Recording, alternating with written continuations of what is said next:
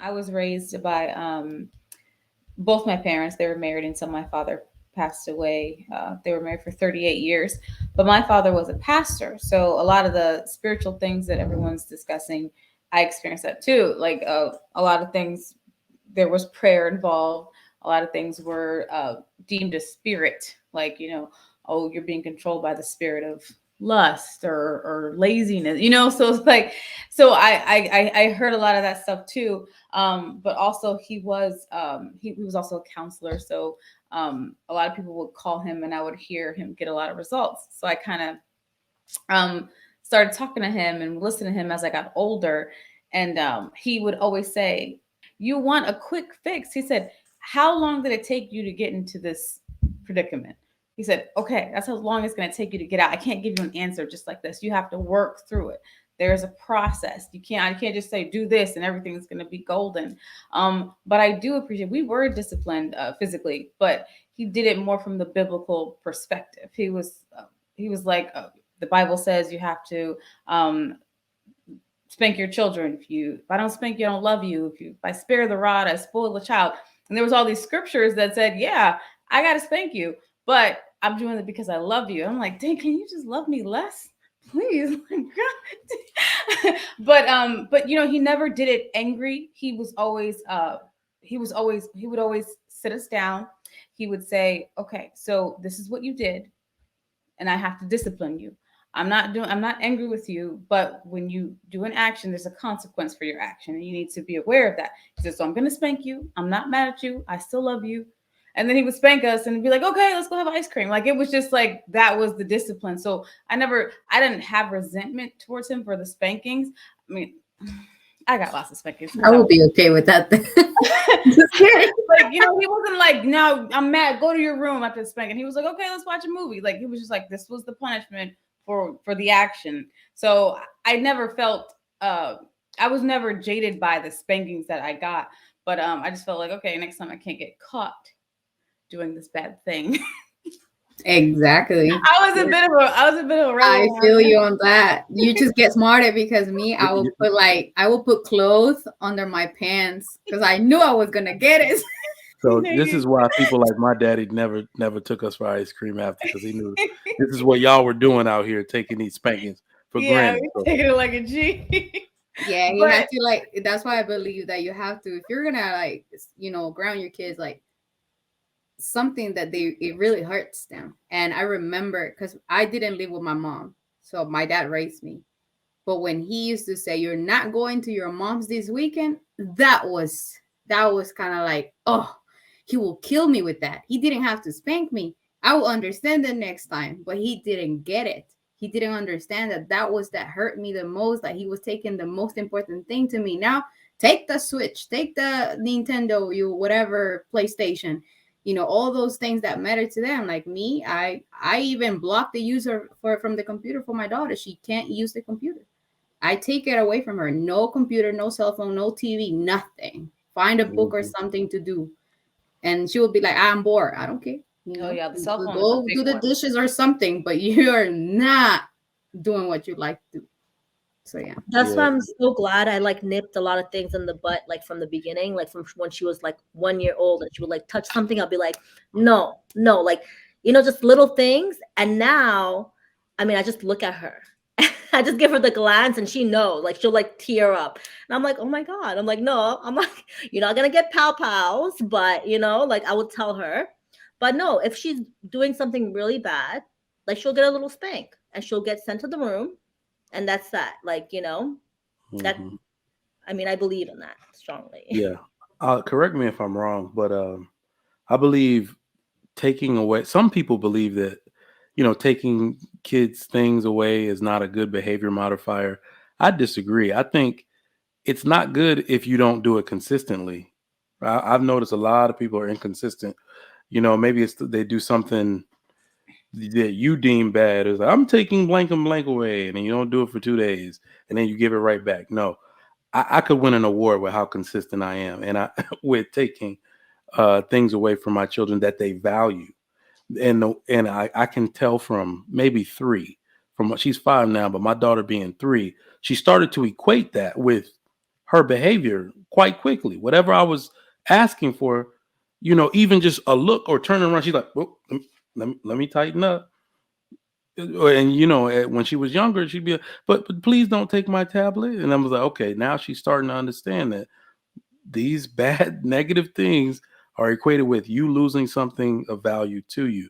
So I would definitely encourage parents to be consistent, because I hate when people just and don't threaten. If you're not gonna do it, oh man, don't threaten. I look at people in the grocery store doing that. It's usually the moms too. They threaten. Do you want me to? And I'm sitting there like, do it, lady, do it. Don't threaten. And my friend, she's an ECE, and she said, if you're gonna make a promise, you have to follow through, like with everything. A good, bad follow through. So like I hear that a lot too in the grocery store, like the threatening to call the dad. I'll call your dad. I'm gonna pick up the phone. I'm like, because the dads are usually more of like the iron fist. So my wife can't do that anymore.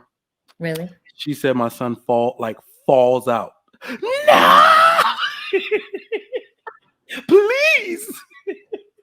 So she said that threat is it's she gotta awkward. come with something. My son, there's levels to it. So for him, it's like when it comes to disrespect, we do corporal punishment. So like we're doing push-ups, wall sits, and all kinds of stuff.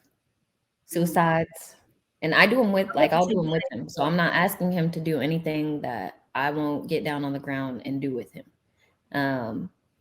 And then managing like negative emotion. So like talking to him about, the logic behind what led up to him having this, maybe like, upset or whatever the trigger was. So then next time we can handle it this way or that way. But he's too big for me to be whooping. I'm like 5 foot. So if I try to whoop him, he flails. I'm going to be whooping myself probably. Not really him. And we won't judge you if you don't do the suicides and wall sits with your kids. Yeah, just watch them. Yeah, I definitely will sit down eating popcorn while they do it. I feel like I can't ask my kid to do something that I'm not showing him that at least like, hey, like mommy's not asking you to do something that like I can't physically do as well.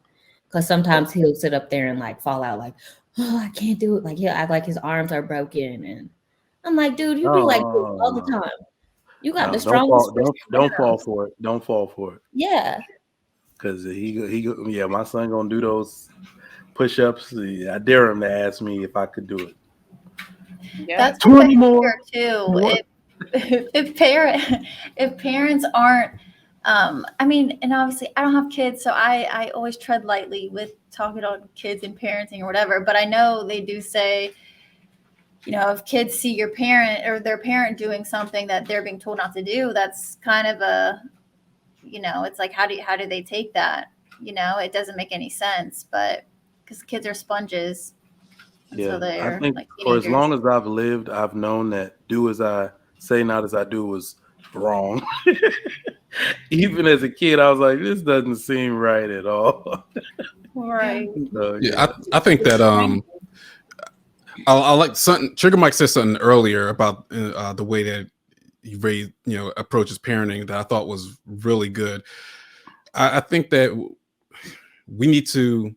There's no perfect blueprint on how to raise kids. I wish there was a manual on how to perfectly nail it each time. And I have four boys, and the approach is different based on who they are. But what I like about what Trigger Mike had said earlier, it was something that reminded me of one of my therapeutic approaches, which is cognitive behavioral therapy, which is dealing with your kids, first understanding their thoughts, understanding their feelings, understanding how both of those things play into their actions, and understanding how the combination of all of those things creates their core feelings or what it is that they believe about themselves and the world around them. So learning those different aspects of your kids gives you a lot of insight on the things that you need to reframe and however you're going to reframe them, that's going to be the interventions you put in place, which might be running suicides. It might be taking something of value away. As you know, those are all, I consider those all treatment plans and interventions. But I think that method, exactly how Trigger Mike had mentioned it, is something that I think is a steady blueprint that if all of us as parents at least approach our children looking at them more holistically, that the outcomes would be much better than, you know, just do what I say because I said to do it and then not having any kind of context, you know, behind it and things like that. No, I agree. I think like, but the best thing for children is to put them in a program, like even like let it be sports. I think through sports, at least I know a lot of times we can't afford it and we have the excuse because that was my parents' excuse. Like they couldn't afford the sports or like extracurricular activities. So I had, you know, ample amount of time just to be in my head, you know, and a lot of times that's why with my daughter, I don't physically do that with her, but she's in karate. So she does 2 hours of karate like every Saturday and she's exhausted.